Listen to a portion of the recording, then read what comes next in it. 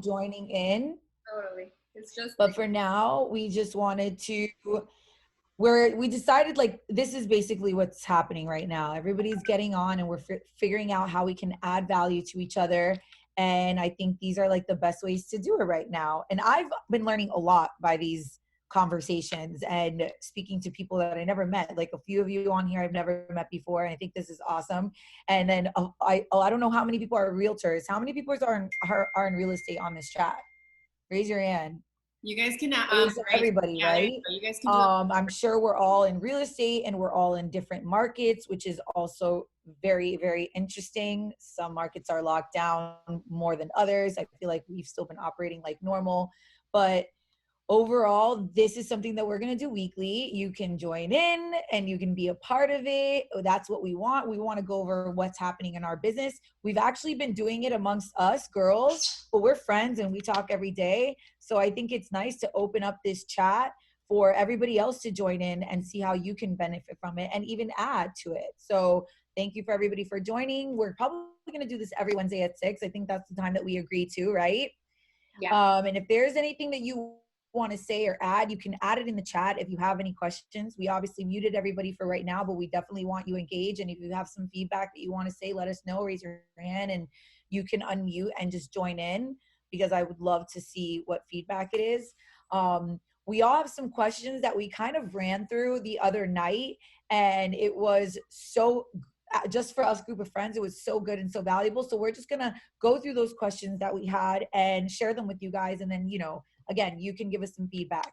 But so for the most part, we're all in real estate and we're all dealing with clients, whether they be sellers, buyers, renters, and we're all getting these questions. And a big thing is how have we been handling some of these questions that our clients are asking us and some of these objections, regarding whether you're listing or buying or, a big topic now is my tenants that I represent, the landlord, are asking me about not paying their rent, so like, how are we handling these objections? I think it's important for us. Ben and I are on the board of realtors for the Miami Association.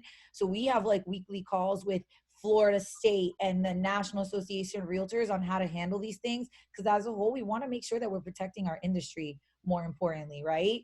That we're like with keeping up the standards so that things aren't just taking a shit. This could end in 3 weeks or it could be 3 months, but how do we secure our business? So what are some of the objections or maybe the questions that you're getting from your clients, whether they be sellers, buyers, or even maybe the tenants that you're renting from? I know Banna had a lot of them because Banna also works for a property management company, which is awesome. So she's dealing with a lot of different type of clients at the same time. And what have you been dealing with that situation? Hi, everyone.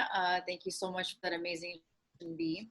So yeah, I'm the director for a full service agency. I am seeing there's a little bit of panic with the vacant units. So units that have been taking long to rent, I am noticing a bit of the owners like, oh my gosh, I need to rent this. I don't want to incur these maintenance costs, mortgage costs, HOA costs. Please find, etc. What we're doing is lowering the price a bit. So I think we're going to see a bit of price reductions already in the rental market, but I am seeing still movement. I don't know if anyone else can agree, but I'm definitely seeing movement still on the tenant side and on the buyer side. On the owners, on the sellers, on the landlords, I am seeing a bit of a decrease, but when it comes to the tenants and buyers, I'm seeing movement. People still want to buy. A past client reached out to me. We didn't even talk about coronavirus. He was, Vanna, please send me property this price to this price. That's it. I think if you don't make it such a deal, everyone knows what's going on. You put it on the news, everyone really knows. But if you kind of just focus on business at hand, it kind of keeps everything a little more afloat, instead of just going panic mode. And what we should do, actually, instead talk to what is actually good going on in the market, and that kind of shifts their mindset a little bit. So main objections are, am I going to be able to rent this? My answer is business is conducted. We're still gonna keep trying to rent your unit. We're gonna decrease the price a little bit. You're not gonna get top dollar for your rents, but at this point, we just want to rent it. Perhaps next year you rent or etc. So that's how I'm experiencing. That's how I'm handling it. That's awesome. And what about you, Gabby? You're over in Orlando. Gabby does real estate. She's with EXP and some of our Orlando friends over there. What have you been dealing with your clients? Yeah, so I have had a couple of clients that were buyers put a hold on their buying process right now because they're a little scared of what might happen with the coronavirus. Are prices going to drop? Should I just hold to my money right now? And so I think that you just have to be there right now for your clients.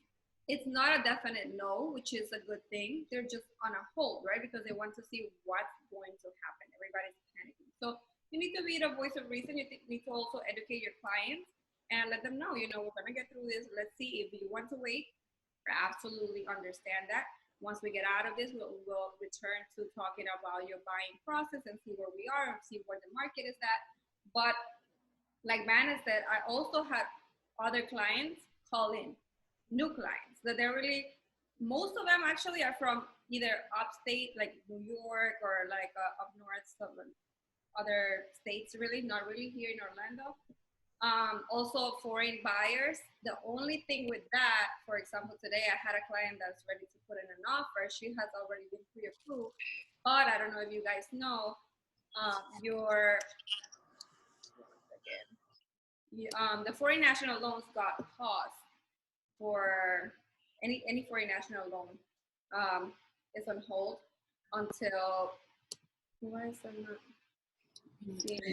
Yeah, like some lenders are actually not lending right now. Yeah, not right now. So Not right now because they put a hold until April 1st. I believe it's April 1st. So they are investors. Normally these are what we call QM loans, which you probably have conventional loans, and they are really holding off right now. So that really puts a stop. The good thing is they're still interested. They're still it's a great market here in Central Florida as well. We're not in a buyer's market. It's a seller's market still. Regardless, the prices are still very affordable. I don't know. I know that you guys are in different markets. You'll probably know better how it is in your market, but at least in Orlando, we're doing, I think, okay for now. Business here, I see that Jose said New York is on lockdown. Realtors can call or do showings, so we would like to hear. Okay, and so eventually that's what they say will end up happening, right? So and if it does, I mean, we're kind of mentally prepared for that because it's already what's happening in other states. So well, I the guess the president best said that he's not going to. He yeah. already said he's not going to. That's why, like, local authorities have to make the decision if they want their cities or the county. Yeah. Want And lockdown. being a part of the board, hi Tiffany. We just had a board of governors meeting at 2, and they basically announced that yeah, it's up to your local board for you to make the decisions, and our local board is actually fighting for us to stay in business. We can't control what the condo associations do. I hate to even say this, but like my condo association just sent out like a massive email to everybody in the building, like on full complete lockdown. Like the city's not on lockdown, but my condo association has literally locked it down. No deliveries, no guests are allowed. They can't stop an owner from going in and out, but they have like suspicion that someone in my vicinity, like Midtown, has it. Because again, if someone doesn't get tested, you can't Oh, confirm it. But if someone is sick and even like the word gets out where like I think I have it, everybody's like in a panic and they went in full lockdown mode. So like good luck trying to show any property because they're not even letting guests in and that's out the because building. I was going to say that even in some counties, real estate has been deemed as an essential business. So it depends on where you are, if you're actually able to conduct business or not, but your business, it will still be effective because if the people don't feel like showing it, or like the building, like Bethany said, is closed, there's nothing you can do. So yeah. But at least we can be prepared. We see what's happening in other states. So let's not be dumb. Let's not just like ignore it like that'll never happen to us. Let's just already be a step ahead. Do what you can now and then prepare your clients for a game plan like on what's to come, right? Like, all right, in the event that this doesn't happen, Tiffany's on. I mean, you have a lot of listings right now in Orlando, Tiffany. Yeah. I mean, you're constantly dealing with what are your clients asking you? Yeah. I mean, because there's like my $300,000 listings that are like there and above, where they're just like, yeah, sell it. They don't even care. They're not like about the updates. But then I have like 500 and up, and these people are demanding. They're like, what's the game plan? What's the strategy? What are we gonna do? How long am I gonna be on the market? And I'm like, Yeah, it's a very stressful time for all of us, for sure. And literally, don't mind me, no makeup, nothing, because my hair is crazy, because my life is crazy right now, like all of you guys do. So I've been on the freaking phone all day, and it's driving me crazy. But there's so many different ways that we're approaching this right now. And yeah, like Gabby said, we're very fortunate to be listed as an essential business here in Orange County. So our business is allowed to legally continue. And so is, like, you know, builders and contractors and things like that. So we're fortunate to have that. Our, you know, title companies and lenders locally will continue to do what they need to keep things moving, and that is already under contract or needs to be put under contract. So I think I'm seeing things twofold. I mean, there's definitely no lack of buyers currently still interested in pursuing what they need here in Central Florida. I think that there's always going to be the people that act of fear. And I've been on a number of other calls this week as well with some other leaders across the country in real estate. And I think even Gabby said it earlier this week when she texted me, is like, this is going to help us weed out people that maybe just weren't super serious anyways. And now they're going to just keep using this as an excuse as why they don't need to proceed. But you know, if you need a place to live, you need a place to live, you know, whatever it might be. From an investor you know, perspective, I think that you have a lot of vultures coming out, and we all know what that means. They all think that you're going to get like a magical $100,000 off of properties right now. So you have to be careful of those buyers as well, because number one, it's our reputation, and this is still a sensitive time for people, and we're not here to take advantage of people. And it's not like, oh, overnight all these prices drop. No, we're in a strong market, and as Gabby said too, it's a seller's market. Like, there's not a lot of inventory, and it's still competitive. And I mean, I just got off the phone with one seller. He has 2 investment properties to sell. They're townhomes at under 300, and he wants to purchase a property for himself. Those are still goals and things that he had planned to do, because he's moving from Chicago, that he still wants to stay on track for. So our conversation was more of like, you know, do I have a crystal ball? Can I tell him that his property will still be worth the same 6 months from now, or that, you know, prices aren't going to drop? No, I won't know that. But can I tell you that there are still buyers out there looking right now, and that right now the values are the same as when I just told him a month ago it should be sold for? And could I still sell his house right now? Yes. So I am encouraging him to proceed. I have on my team, you know, we put 2 deals under contract this week for listings under the $400,000 price point. So people are still transacting, you know, they're still out there. What I think we need to do about being smart and proactive and showing that we're the kind of agents that are going to be in round now and after this crisis is that we're thinking out of the box and being smart about how we're showing. So I have another buyer, and this is a luxury buyer in the $1 to $1.5 million price point, that he needs to be here by June for his work. He's a doctor, getting a doctor loan. And he was going to come up with his family of 5. Well, given the circumstance, you know, we were like, maybe that's not the best decision. So instead, I had them narrow down their search to their top 3. And I went out and did video tours of these properties for them. Now, these are nothing fancy. I use my DJ Osmo Pocket mobile device. It's super tiny. Oh, it's right here. And I go and I do a very thorough walkthrough. When I mean thorough, like I'll stand in 2 different corners of the room and pan it very slowly and slowly walk through and describe everything I'm seeing and I'm doing, and I'm turning left, I'm turning right, showing the ceiling, I like literally everything. And then I'll just download that video, no edits, and send it to them. And I've done this before, even before this crisis, and I put deals under contract just from doing that, from people that can't maybe get here, and out of state buyers, whatever. But I think this is going to help people and show them, number one, we're doing things to be creative, to get out there and still keep your process moving forward. But we're also being smart about it. I wore a mask, I wore gloves. I was making sure I was not near the agent that I, you know, went into. I was careful when I was touching all the doors and all the crap in somebody else's house. I threw out my gloves after. Like, we still have to be very smart about it for our own health and our own safety and not be ignorant either.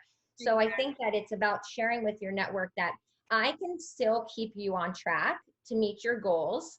I am educated on how I, can protect you. So for instance, we all know, well, here in Florida, we have the addendum, and that was added, given for the COVID virus to protect our clients if we go under contract, to know that we can have extensions in the timeline if we need to. So letting them know you're here to help. Ways that you definitely have changed or tweaked your business to still be running and generate business, which actually was my next question. Bethany, I don't know if you want to share also. What changes have you made in your business in the light of the recent events? So what have you been able to do now and change now that we have this situation going on? So what have you implemented? So we've been on multiple chats, multiple conversations with industry professionals and also with like board leaders on a national level. And I find that like some are very superficial and sugar-coated, and then others like to get a little more real. And the reality of it is, where we're at is a time to prepare and to make changes and make cutbacks. Like, we're not spending money like we used to. You should be preparing. And I would, in a perfect world, everybody lives on reserves for a year and you can not close a deal for 3 months and pay bills. But, there's some people that are living paycheck to paycheck, still producing, but living paycheck to paycheck. So I've made a point to go over with my team and also agents and my clients, like, we make cutbacks where we need to make cutbacks, but now it's like, instead of investing in all of these things, let's invest in the things that are going to give us the most return right now, the immediate return. So like changes that I made, like I had an office lease, and it was just like most of the team was never at the office anyways, because they were always on the road. I was on a month to month, so I was able to, when I sensed all this craziness happening, I just gave them my month notice, and I was like, we're just going to work from home for right now. Other people don't have that luxury, but I knew that that's where I could cut costs, so I did. So instead of spending, $1,700 in an office rent, I'm applying that into like, Facebook ads, different lead sources of marketing, and then thinking about like, how can I shift my business with whatever, adding technology into it right now and doing other things like regarding marketing. And I've asked my team to go through that. And then I've even told, my clients, and I had a lot of conversations. I represent a lot of landlords, and I had a lot of conversations with the tenants because a lot of them worked in hospitality. So I had real honest conversations with them like, hey, how are you looking? Does it look like you're going to be able to pay your rent next month and the following month? Like, I'm friends with them at this level, so they know I'm only asking to care. But I only did that, and I came up with a plan for my landlords. And I'm like, if there's a tenant that I know, because I know a few of them, because I put them in there, and they are in hospitality or servers or restaurant managers, and they're not working, and for whatever reason they want to get out, are you willing to work out a deal with them to where maybe, you, instead of taking the 2 months, you give them 1 month back, and we find another tenant, because rentals are killing it right now. I did 10 leases last week. And I think that also good, Bethany, that to make sure that what you shared with me earlier today, that, even though there's a stop in evictions right now for people that don't pay their rent, look at $1 million. Even though there's an eviction right now, it's only until the middle of April. And after that, the board made an announcement. I don't know if anybody else is dealing with this, but people are talking about, should I pay my rent? Should I not pay my rent? I'm like, absolutely pay your rent if you can pay your rent. If you don't have any money, that's a different conversation, and we need to have a conversation. We need to have a conversation with your landlord. But just because you don't pay your rent doesn't mean that the landlord can't file an eviction. They're just stopping at the court the final eviction process. But a landlord can still start the eviction process, go through with it, and then once this is released, which is around April 15th, they can finalize the eviction process. So people are thinking that just because they canceled evictions right now for the month of till April 15th, that doesn't mean that they've completely stopped it. Landlords are still able to file. So that's, I think, important to be educated. At least for the state of Florida, right? Yeah, and let your tenants know, like, for some people want to take advantage, some people really can't pay, but it's like understanding who those people are and helping those that can't pay versus just telling everybody to stop paying their rent. That's not gonna help our market, you know. And now I would like to ask Stephanie, what has changed in the mortgage industry? You know, how are we looking with interest rates? What loans have been stopped? All these things, you know, we're also an essential part of our business because if they can get a loan, then what are we doing? You know, if they have to finance and all these things. So tell us a little Right. bit. So with everything that's going on right now, we've experienced so much fluctuations in the market. What we've seen right now is that like where we as banks sell to like the government subsidized entities, which is like Fannie Mae, Freddie Mac, Ginnie Mae, all those things, um, that has stopped heavily with investor non-qualifying programs, non-QM, or what we would call specialty loans, stuff like that. So you're looking at bank statement loans, foreign national loans, no income or stated income, stuff like that. That is no longer an option right now just because it's a hard sell. When you think of a bank lending money, it's all about the credit risk. So those have high credit risk, which is why it's not easy to sell afterwards. And so banks are not wanting to take that on because at the end, right, basically think about it this way, they're like maybe a foreign national buyer might try to buy here and then things get worse and then that's a mortgage that we have to foreclose on. We get stuck with it. So they don't want that more than might end up happening already with the people who actually live here. The other thing that's suffering right now as far as interest rates go is like investment properties. Investment properties is another one that you're going to find that has extremely high interest rate attached to it in this moment. Same thing goes for low FICO scores. So FICO scores below 640, really, really bad interest rates. Well, you know, we're expecting that it's going to get better. So how about like the volatility of like 1 second locking in a rate and 3 minutes later it's a whole different rate. Right. Yeah. So right. So let's say, for example, you sent me someone, and so we're doing the pre-qualification process. I kind of price out what the rate looks like, and then before I've had a chance to lock it in, the very next day it went south, and I'm now this person owes $5,000 on a rate that they didn't owe anything on, or like, you know, the discount, the buy-in. So that's what's been happening, but I've still tried to like pivot a lot. We're trying to stay afloat by extending. So I will say like, you know, hey, you know what, with everything that's going on right now, let's see what we can do. I speak directly to the sellers and the listing agent so that they are understanding from my end, where I'm like, hey, this is what's going to help this loan and this process close as quick as possible, but we need a couple more days. And then I just explain and I communicate very, very well. One of the other things that I've had to really, really, really adjust is where I'm looking for my business and what my ideal clientele is. I've had to just switch over, instead of purchases like as much as I was before in my realtors, I switch over to now refinances and cash out refis. And so when we're talking about stay afloat in business, now you even know where you need to adjust as a mortgage lender, because I know a lot of mortgage payments. Yeah, so she said, what about mortgage payments for bearing? Yeah. So basically, anybody who currently has a mortgage needs to call whoever is servicing that mortgage, whoever they pay, and they need to speak to them and just direct. They'll most likely have to say, I'm experiencing a financial hardship, and then they'll give you the amount of time that they're going to forbear your payment. You're still most likely sometimes going to be accruing interest unless they've told you specifically that you're not going to be accruing the interest. But here's the thing, doing that really, really puts a lot of pressure on all of the banks because you're not the only one who's doing it. So this is the thing that we need to remember. If you can still pay it. You know what I mean? Because we don't want to continue to cause our economy to recess and to, you know, like crash more than it really, really needs to, just because you're like, yes, I don't have to pay. Like, no, you know, put off, you know, unnecessary expenses right now because you don't even need to go anywhere, and pay your mortgage if you can pay it. But if you really, really can't, then call.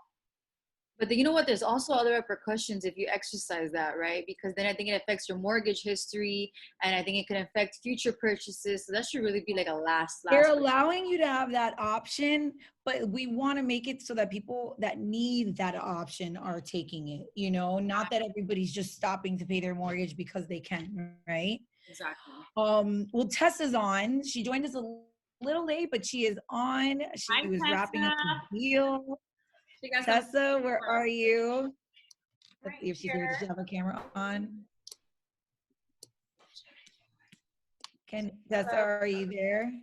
I am. Can you hear me? I can hear her. Yeah, I can hear you. Hey, Hi, Boo Boo. welcome. Thank you for joining us. She's from Arizona.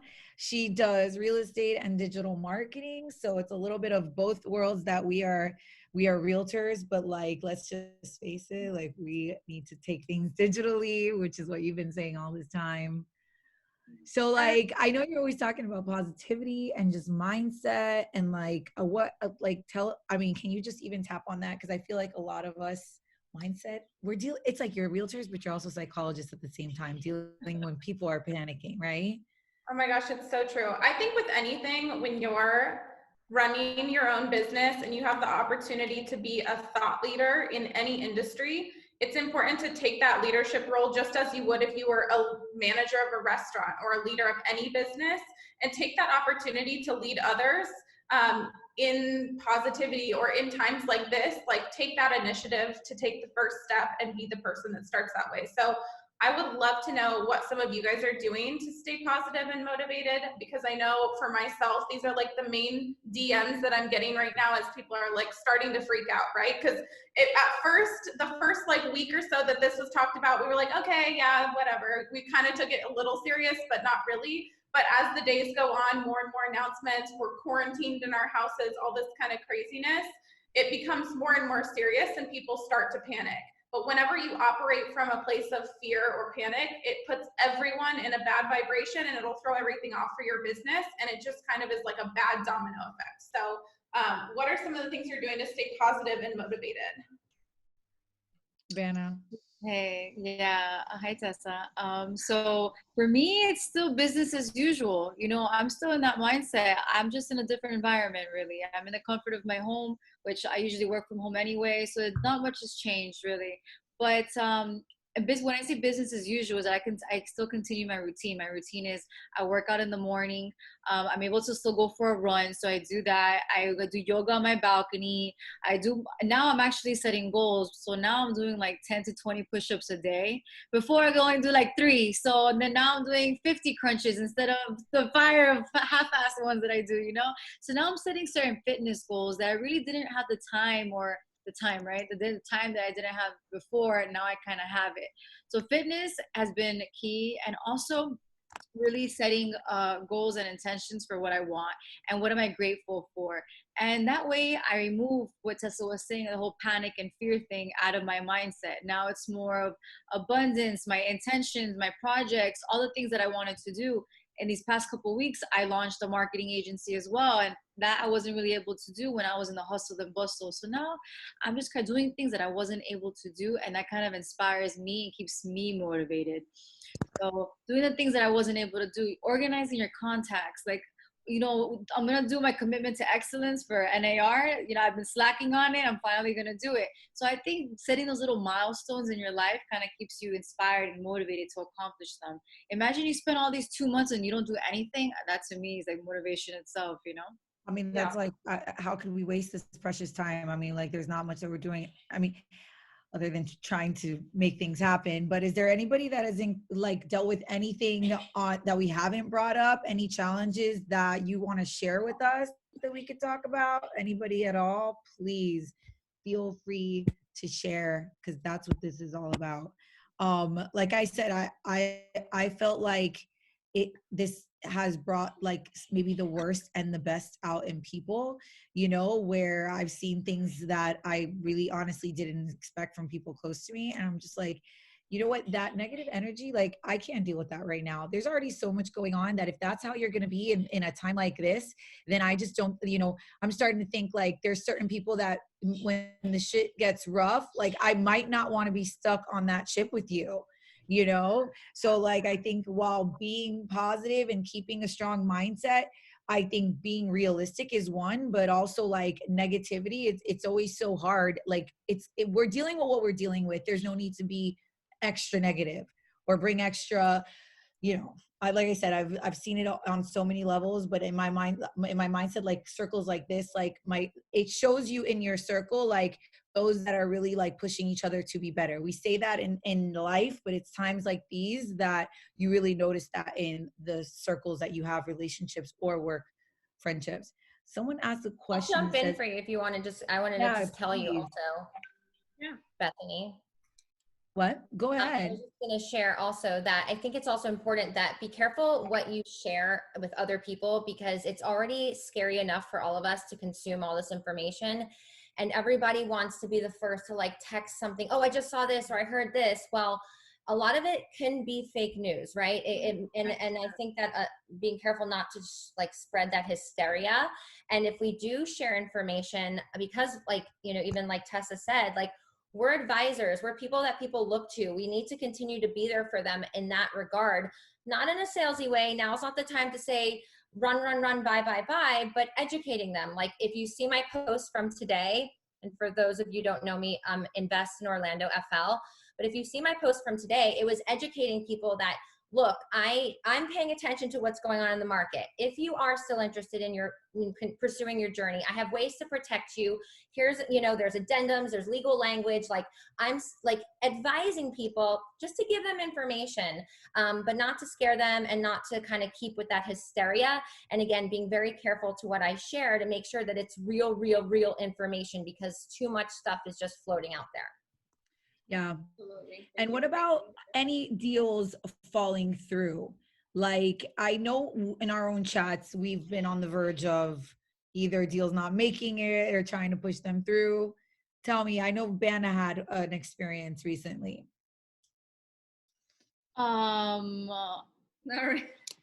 Yeah. Yeah, I had a bit of an experience, but you know, it's more of a delay, right? That's like Yeah. what I'm experiencing. It's more of a postponing. And in my opinion, I'd rather have that than have a full cancellation. You know, I had 2 deals that should have gone through. They didn't. It was an all cash 2-week closing. I'm like, yes, finally I'm able to close this deal. And I'm not hearing back from the other side. So I followed up, what's going on? They said, you know what, my buyer has chosen to take a pause on this. I say, okay. I say, you know, it is what it is. We are here. Let me know if you're available. But at the same time, you know, I still reiterate to them that there's still other buyers. I'm still the best price in the area. So if you don't buy it, someone else is going to buy it. And there are still very savvy investors that are holding on during a time like this where they will buy quick, you know?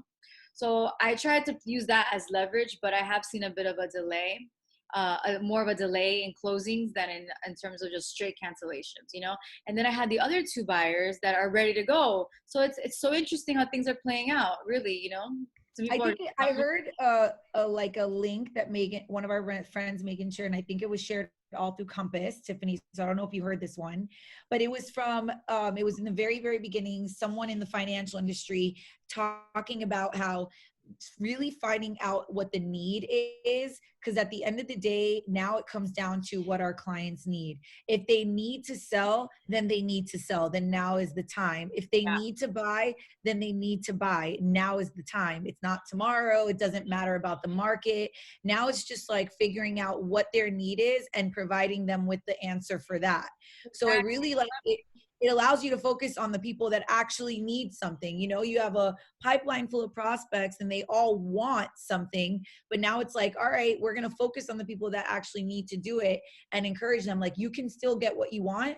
You can probably get it quicker now, or if we act, but like, this is a need. Your need is not going to go away if you wait a week or 2, and holding you off is no guarantee it's going to get better, you know? So I think finding out your needs of your clients and working on that is extremely important. You know, I was reading, I don't know what books are you guys reading, but let's see. am reading. So Steph. Can you hear me?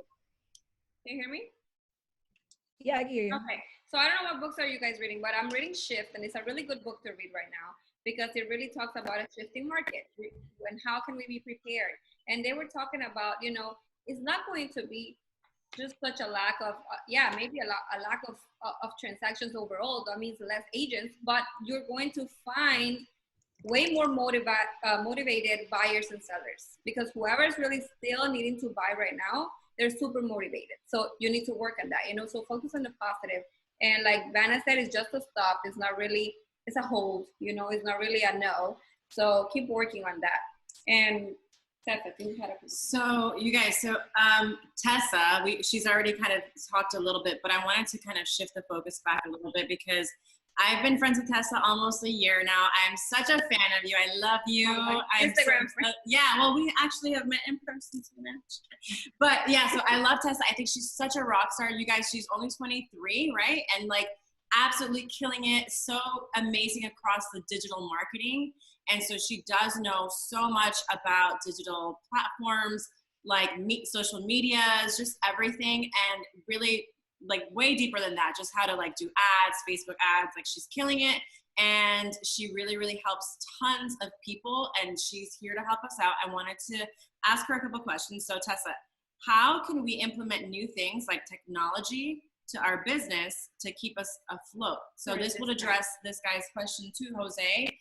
He's out in New York, and he said that, I'm not sure why, but he can't cold call, and they can't do showings. I don't know why you can't cold call exactly. They're not allowing it out there. Yeah, they temporarily banned it so that people are not like hammering people while they're all at home. You can still cold call, but you cannot set appointments. But you can set virtual appointments. You can't cold call for the purpose of selling and dealing now online, because wholesalers are calling all the time, like sell your home now, you're gonna lose your value. But imagine you're taking advantage of a desperate time. Jose, besides Stephanie's question right now, Jose also asked, finding ways to build my social media platforms organically, trying to save money in New York. He's a new agent with no past clients, and so what would you advise? And also, how can we implement technology in social media to our business right now during this time to keep us afloat? Okay, two-part answer to that one. First of all, Jose's question, I've been hearing this question a lot, and everybody's trying to think of more ways, like it's kind of a positive and a negative that everybody is on social media right now. You've probably noticed a big increase of people spending a bunch of time on social media, which is a good thing because you have more opportunities to connect with them, but it can also be a negative because you have more competition. There's more people that are constantly out there. So it's more important than ever that you're getting creative with your content and you're providing massive value.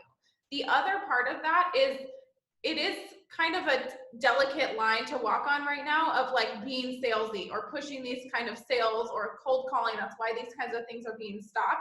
So instead of coming at it in that approach, I think a really great way to do so is create series where you're providing value that can be conducive to somebody purchasing or selling in the future. So an example I gave yesterday, I shared this on my story actually, was you can create a 30-day challenge of like boosting your credit over the next 30 days. Every single day on Instagram, you jump on a live or you jump on your story and you give them one tip on something they can do to get their financials in better health or to increase their credit or to start saving some money for a down payment. You can do these different kinds of challenges that are valuable to them. It's still relatable for real estate, for purchasing, for selling, but then it also just continues to establish you as that authority, as somebody who's a value source for them, somebody who's helping them out. And it's a really beneficial way to build that connection with people throughout this kind of time. And also, it also does help you to grow that social media, because if you create something where you're telling them to continually come back, continually check back in, it's a great way to like get people coming back to your accounts. They'll follow you, they'll share it with their friends. And that's always a good general rule of thumb. Value is always going to win. If you provide massive value, people will share that. They will tag their friends in it. They will distribute it to other people. And that's the number one best way to grow organically, is just continue to share massive value and be a resource for them. And then I would say the second part of your question of like other technologies that we can use right now is things like this, like Zoom. One of my girls is doing these virtual home buyer workshops. So as a lead gen source, she used to always do like weekly or bi-weekly first-time buyer seminars, and she'd use this room and she'd like bring donuts and do this whole cute little presentation. And that was amazing for her. It was such a great source of business. And so now she's just converted that to Zoom. She does the same thing. She sends out all these cute emails. She sends them these little guides so they can follow along as she's doing her presentation. And she's doing the exact same thing, just virtually. So things like this, what we're doing right now, you can be doing for your clients. You could create a weekly or bi-weekly chat, or daily, even if you have enough information to share, and encourage clients or potential clients to jump on and ask you questions. You can real life answer these kind of questions for them, combat their objections, and be a resource for them. And then also use this time to create like valuable videos, create different webinar trainings, take videos of yourself in your home office, giving updates on the market or giving tips or giving any kind of resources for them to continue to reference. And host those on like an online site or create a Facebook group. Use all of the resources that are available to you to start creating this online community. Because even though right now we're forced into this situation a little bit, like this wasn't by choice, I think if you use this to your advantage, it'll come out being the best thing that happened for your business, because you're creating these online communities that you should have been creating already. I tell everyone I meet, you need to have an email list. You need to be growing a Facebook group. You need to have somewhere online that your audience is. So as long as you're focusing on that right now, it's going to benefit you in the future as well. And also, those if are you feel that you don't, great tips that you just share with us. And just like Tiffany was saying as well, you know, she implemented the technology side on her business as well by doing the virtual showings. You can still do that. You know, you can also do the virtual tours for your listing so that other realtors don't have to do that. So you already have it there on your own listings. That's another great way of implementing technology. And for example, me, for anybody that's here, you know, I am on a part of a cloud-based brokerage. I know you are too. You're part of EXP, right? Mm-hmm. So I know that we get to take online classes, and I want to let you guys know that you don't have to switch brokerages. You can take our classes too. If you're really interested in sharpening your skill, this is a great time to do that as well. So take online classes, take online courses, and sharpen all your skills to be a better agent. You know, do the things that you don't have time to do right now. So if you guys want to collaborate, you know, like find someone that's willing, a vendor, you know, your lenders, your people, your credit repair person. Like this is the time to collaborate, to bounce ideas off each other, take their knowledge and share it with your community. If you can't come up with something to put together, you know, there's always someone that's willing to share. Where can we find resources that you could actually help us with? They're already there, available for us for free. Where can we find them? Yeah, I do a lot of different trainings. I personally follow so many people in this industry, and I have been surprised and happy to see the majority of people are offering all of their stuff like for a month for free or something. Like Jonathan Hawkins, he's one person that I love to follow. He's also in like real estate marketing. He runs something called #agent. Which is like marketing resources. You can learn more about ads. You can learn about all the things that most people want to do for themselves or want to pay somebody else for. And he's offering like a free month of that. There's all kinds of free resources. I would say for me, the best place to find those kind of things is get active and involved on Facebook groups where there are a lot of agents. Like Lab Coat Agents, that Facebook group has like 120,000 agents in it, and there's people sharing resources and free things in there constantly. YouTube, I mean, I literally learned 90% of everything I know from like YouTube and courses. Like there are so many resources out there. I think you just need to get resourceful, ask people for the right things, and just start getting crafty, start getting creative. Thank you for the tips. Now, Bethany, what tips could you give us during this time? I'm gonna say, like, you know, what I did is I dig through like unnecessary expenses, and I also did the same for my clients, and I just said, like, where are we putting marketing dollars, where can we adjust, and just trying to, you know, like now when I think about spending money, I'm like, is it going to help me and my personal business right now in the season that I'm in? Before, I was just like spending money on leads and Zillow and this and that, and I was trying things, which I think it's great, but like I remember talking to Tessa about this like a couple months ago, not even thinking we were going to enter into the season because I was spending so much money on Zillow, and I'm like, there has to be a better way. It was working, but I just felt like, you know, it wasn't giving me the return that I wanted. And I felt like, well, like if I put money into something else, will it? And now, I mean, we had talked about it, like Facebook ads and things like, okay, so now I'm thinking about what else I can spend money on.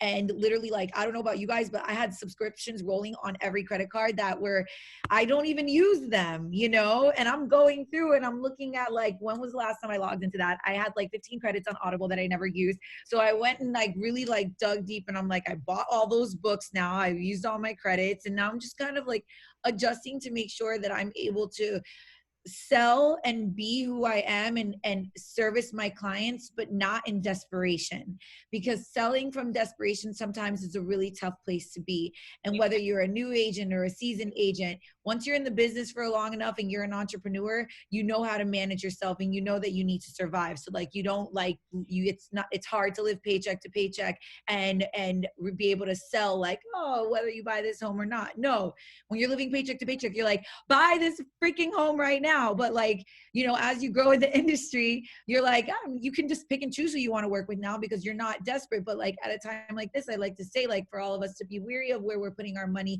Make sure where you're putting your money is either on educating yourself or like, you know, I'm big on coaches. Like I just hired one, right? And I didn't know that this was going to happen, but I definitely hired one for business, for systems and things that I was not good at.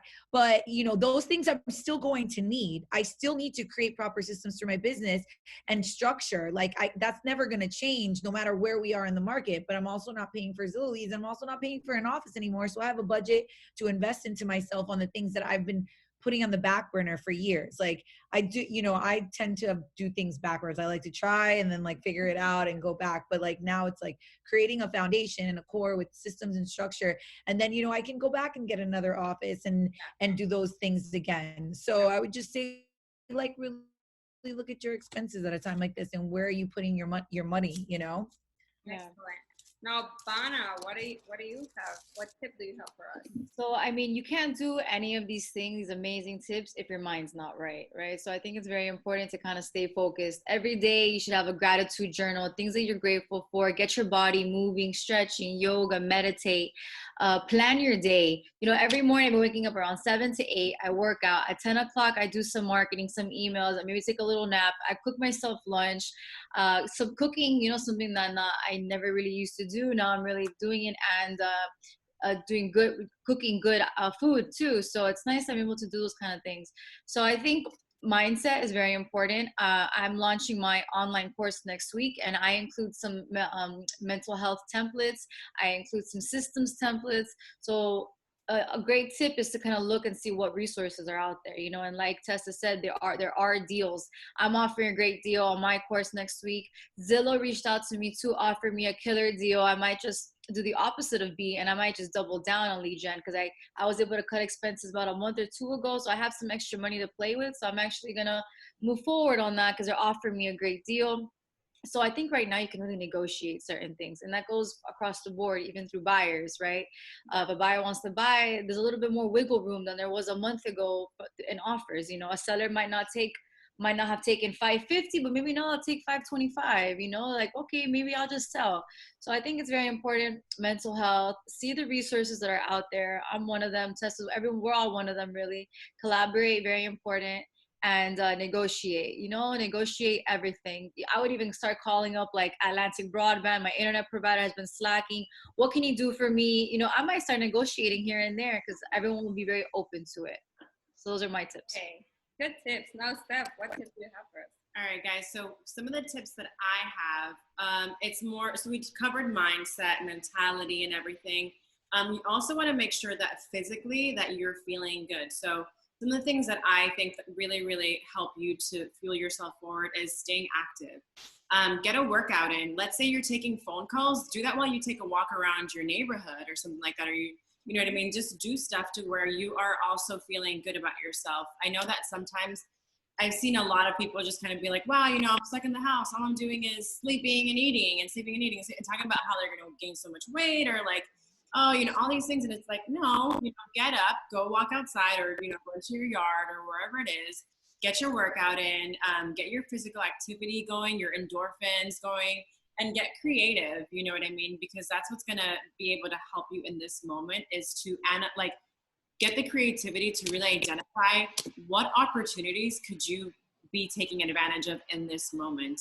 Because like we were talking about, tough times don't last, but the tough people do. Right. So when you are the kind of person that sees a situation, you're like, okay, let me look at this whole situation and see how I can still come out on top. So if one of your goals was to, organize yourself, but also become more fit or like whatever, tackle like Ben is doing 50 crunches a day, that this is the time. Now you have the opportunity to do that. That's still an opportunity.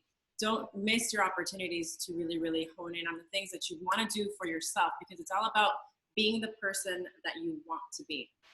Yeah. Yeah. Well, and to finish, my tip, That's the if question. you're interested in, my tip is to do things that you don't normally have time to, right? Because this is really, we live a life where we're so busy all the time and we're doing our business and this and that. We forget certain things also need our attention.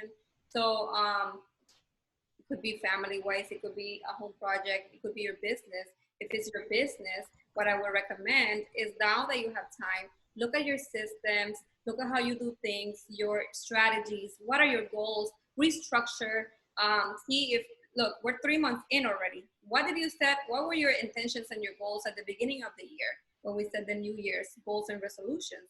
So go look at them and reevaluate them and restructure if you have to, and see what have you accomplished so far in these 3 months. What do you need to do after? Call your database.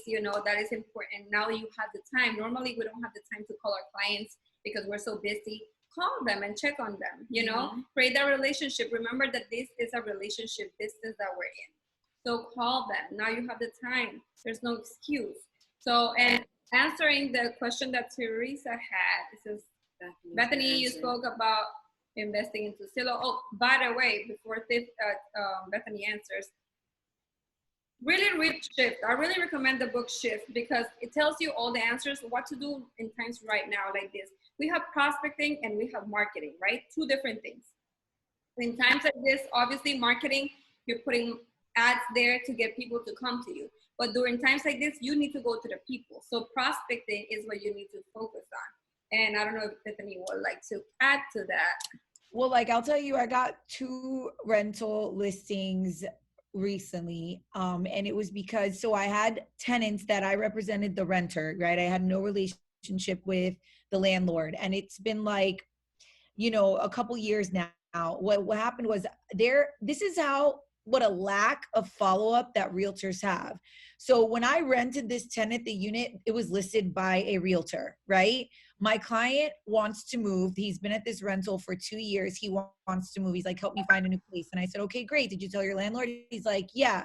So I said, well, is your landlord, does the landlord need help renting the place? Because I could find somebody to rent it.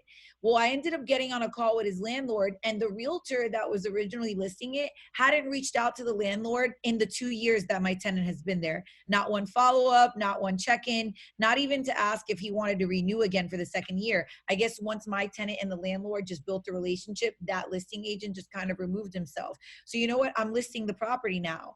Now that was just like, that was beyond me how this person had a realtor that apparently they knew and had sold them that unit. But 2 years goes by, you never touched base with them. You completely forgot who's asking for the business. I'm like, listen, I'm going to find this tenant another place, but I have a bunch of other renters. I can rent this property for you. Let me rent it. So like I got 2 rental listings just out of representing the tenant and having no relationship with the landlord. But it just goes to show you that a lot of people aren't following up. And they say that half the business comes from following up. People are letting their own clients go to other agents that are willing to follow up. So if you just think outside the box, like if you are someone who's already been in business and like has been working, like, do you have tenants that you represented down the line? Or when they move, do these landlords have any contact with their old agent? Can you jump in there? Because I tell you this, like there's a lot of landlords and clients that I know that they're like, my realtor has not called me in a year. So you know what, if you want the business, you can take it. Call So it's your really like, database, people. Call them. just being there, being resourceful, and just like showing up. I sent an email, which I'm the first to say that I'm the worst. I was so bad at follow up. Unless you were my friend and you followed me on social media or I could keep track of you. I try to become friends with all my clients because I feel like that's the best way to do it, because then we follow each other every day, and then like that's how I can assure that we're in each other's lives. But there's so many people that I've just lost touch with because, you know, you're always on to the new transaction. Well, I finally implemented a CRM. I've been in real estate for 7 years, and I finally implemented a CRM last year, and I was able to like mass email all my clients through Follow Up Boss a video, and like 30 of them responded to me in the last couple of days, and they're like, oh my God, I'm so happy to hear from you. And I'm thinking to myself, I'm like, I am not practicing what I preach if like my own clients are saying it's been so long that I've heard from you. But it's implementing these systems, and you could be practicing real estate for 7 years and still falling short and leaving money on the table, you know? Exactly. So like, if I'm doing it, I'm sure everybody's doing it in some way, shape, or form. So let's like take this opportunity to really step up and not like, don't hesitate when reaching out, you know, even if it's been 3 years, you really don't know. You don't know what can come from it.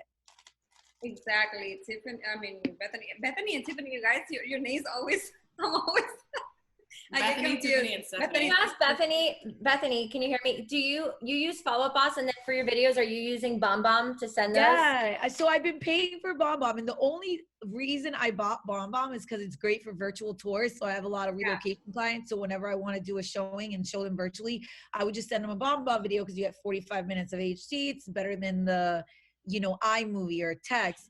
But I didn't realize that I could send a BombBomb video to my Follow Up Boss list, because I'm like, I can be techie, I can be social media, but I hate sitting at the computer and figuring things out.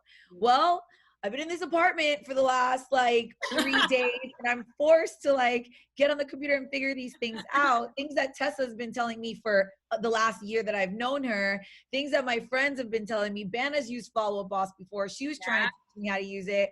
I finally got on a call with one of the girls on our board, and I'm like, okay, just please walk me through this. And then I figured it out, and then I sent out this linked BombBomb video. And honestly, like, I'm getting all these emails back from people, and I'm like, what the hell have I been waiting for? I needed the quarantine to like step it up. There's a lot of integrations, and Vanna and I, we are like firm believers in CRMs. Like, I don't know what I would do without my CRM. Like, there's no way I could survive without my CRM. But there's integrations within your CRM so that you can link two different applications. If you're using like Constant Contact, BombBomb, whatever, you can link it to your CRM. So that's what I'm saying. Use this time to really study your business and see how can you improve it and what can you do from home. Vanna, what do you have to say? And there's a lot of free things, but at some point you just got to cough up the flow and pay for these programs, you know, like the free won't get you so far. I mean, you know what? If for those that I teach about this in my class, if for those starting out, you can just start out with an Excel, organizing your things in Excel, and then you can upload it to MailChimp and just send it out. I always say it doesn't need to be perfect, but it has to get done. So everyone, I know a lot of people that have CRMs, but they don't do anything with it. So what's the point? So if it would make sense to just get an Excel, name, number, email, phone number, where you met them, upload it to MailChimp, and start sending out market updates, recently sold, just listed, new restaurants in the area, maybe new updates, staying safe, whatever. I have a system down packed where I send out my emails every Tuesday at 3 p.m. And if I don't send it at 3 p.m., some clients are like, Vanna, didn't get your email. Is everything okay? It's crazy. So every Tuesday at 3 p.m., I send out an email with listings, info, things I'm doing, and the amount of referrals I get, everything that I get is completely free, and it's outstanding. And so right now, now's the time. Everyone's home bored and not doing anything. What are they doing? Searching. You know, instead of me waiting a month to launch my website, I'm launching it now. There's no reason to wait. You know, I'm taking all this time to do what I really have to do. I'm sending out personalized emails. Hey, how are you? I remember your wedding anniversary is in 2 days. I just wanted to wish you one. Have a congratulations, whatever. I'm starting the committed to excellence thing. And another thing that I'm doing too is yeah, I'm doing the anniversary. Wait. I am requesting. So I've been putting in my calendar for the anniversary. I'm requesting reviews from past clients.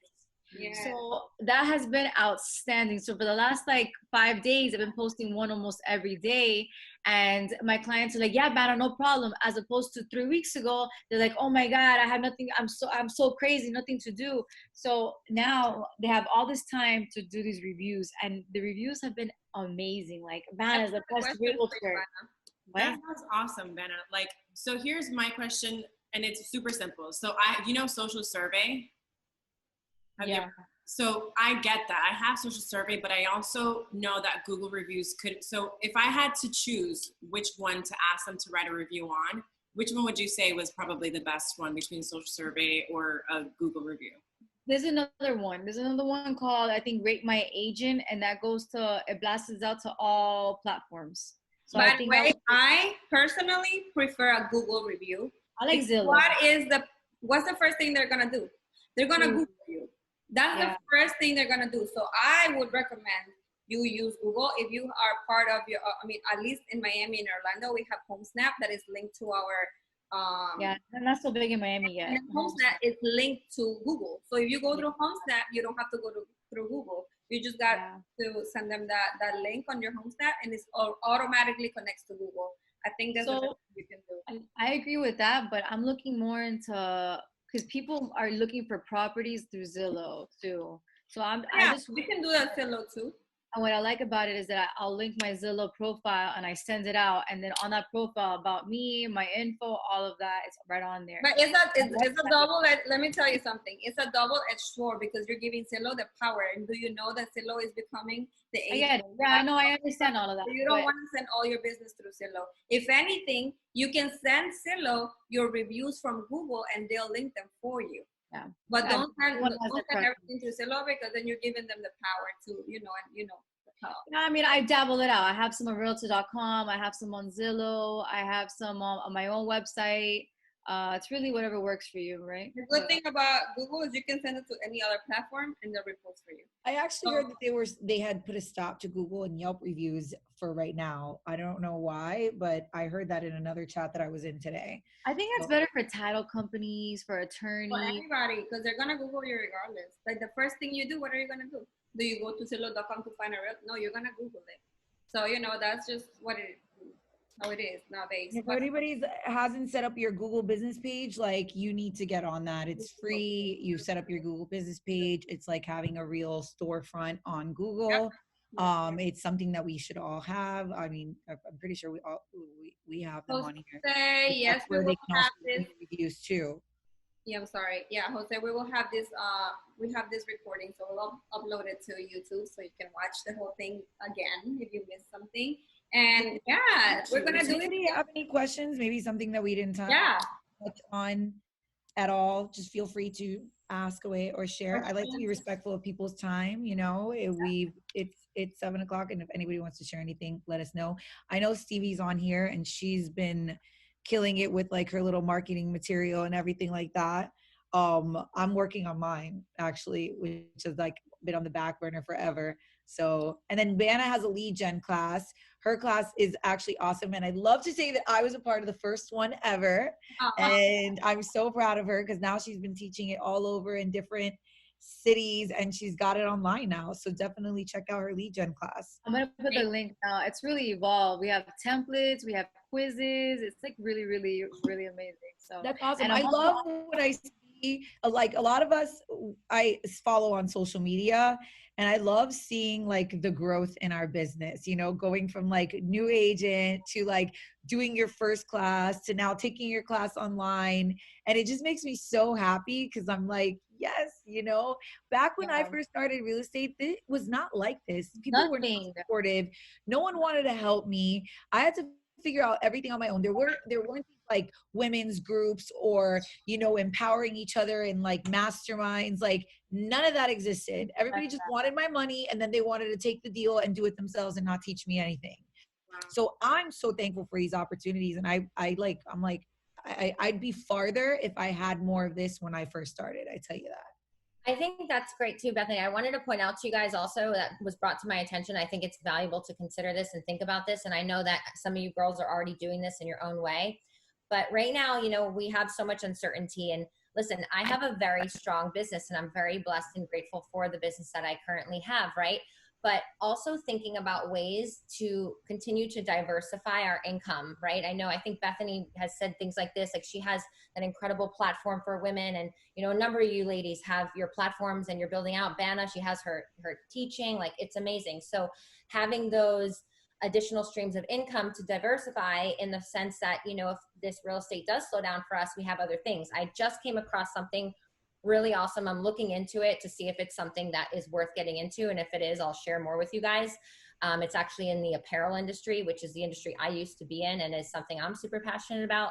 So, and right now I only have real estate. So it was kind of a scary realization when all this stuff started happening, being like, oh crap, like what if my husband, he's only in real estate too. He owns a title company. Like, what if, you know? So diversifying and getting creative is, I think, super important. Yeah, these times do make you think, like, even in real estate, like, how can you diversify? Like, you know, I create a Females for Profit because I'm like, we all have a passion that we are within us, and it might not be just real estate. You know, it could be something totally different that you want to add and bring into your real estate industry or whatnot, that you can also generate and make money. Like Tessa does digital marketing and real estate, and she's combined the both worlds and now does digital marketing for real estate. And like, I'm pretty sure digital marketing business is taking off. Real estate is still there, but she's like, has a whole nother income coming in. So I think that's super important to be open and aware of in times like this. But you know, sometimes it's like we're just so focused on making a check at all that you lose that creativity to really explore those other things. Well, if you do it correctly, they benefit each other, and that kind of inspires you to grow even more. It's like you create your umbrella, right, of what you are, who you are. You build your brand, you build yourself, and then you're able to like explore like what those different things can fall under that can still generate revenue. Exactly. And so thank you so much for tuning in. If you guys want to drop your Instagram accounts here. Instagram account, and why don't you drop your email address too, so when we do the next call, we can email you guys the link, and then we're gonna let you know over the next 4 weeks like what we're gonna talk about. I think it's cool to just keep this going, so please feel like, make sure we have your email and your Instagram handle, and then we can stay connected. And if you want to know of anything, I also wanted to add that I know that there's a lot of like new realtors on here right now, so I do actually, one of the things that I really offer myself up for is to answer any questions that you guys have about the actual mortgage process and stuff like that, because that is one of the preliminary steps in the actual purchase of a home. So if you guys have any questions, feel free to reach out to me, because I will definitely answer all questions. I answer those kind of questions all day long, so do not hesitate. And also, I will Gabby has those free classes, right, Gabby? What is it? Those free classes.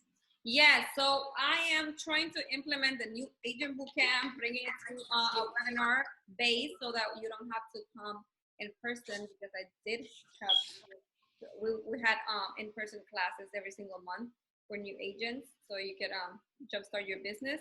But I'm looking into making it an online version so that you all can take it, or the new agents that you know can take it as well. So we'll stay tuned on that. And by the way, we have a little part too, as the partners part. She addresses partners, things like that. So I have a little part too with mortgages. So everybody. So by the way, if you're a female in real estate and you want to stay connected with the female real estate industry, follow Boss Babes in Real Estate. And also, if you're a female entrepreneur, follow Females for Profit with Bethany. We're more than happy to assist you with that. And by the way, just before we leave, I want to leave with a gratitude challenge, because I think it's so necessary doing this. I think that gratitude attracts so much good things to us, right? So instead of complaining, make it a habit of being grateful. Yes. So I want you guys to try for the next 30 days, or at least 2 weeks that we're like locked in,